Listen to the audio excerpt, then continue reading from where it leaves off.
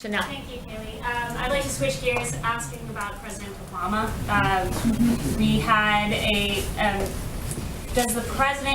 we had an interesting article from Joel Pollak this morning, and I would like to ask you if the president has considered pardoning President Obama for illegally wiretapping on Trump towers, illegally spying on U.S. citizens, and other potential crimes out there. Has he considered that? So I have not spoken to the president about that, but who I did speak to about President Obama and unmasking Michael Flynn were the men and women in this room.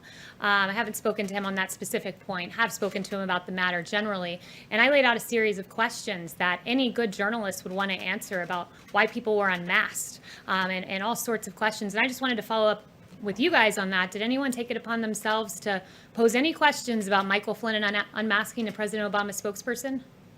Oh, not a single journalist has posed that question. But okay. Michael Flynn's name wasn't So masked. I would like Kayleigh. to lay out a series of questions, and perhaps if I write them out in a slide format, maybe we're visual learners and you guys will follow up with journalistic curiosity. So number one, why did the Obama administration use opposition research funded by a political organization and filled with foreign dirt to surveil members of the Trump campaign?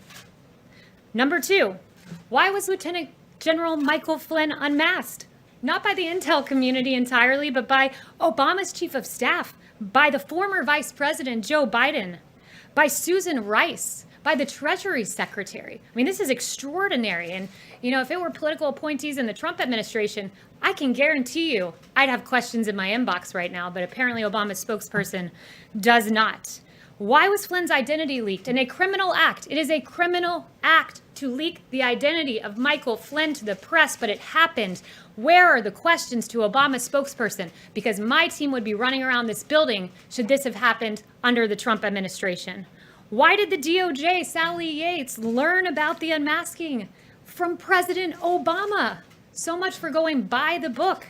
As Susan Rice said 3 times, thou doth protest too much, Susan Rice. And then finally, question number 5. Why did James Clapper, John Brennan, Samantha Power, and Susan Rice privately admit under oath they had no evidence of collusion while saying the opposite publicly? It's a long weekend. You guys have 3 days to follow up on those questions, and I certainly hope the next time I ask, some hands go up, because Obama's spokesperson should be asked those questions, because President Trump's spokespeople certainly would be.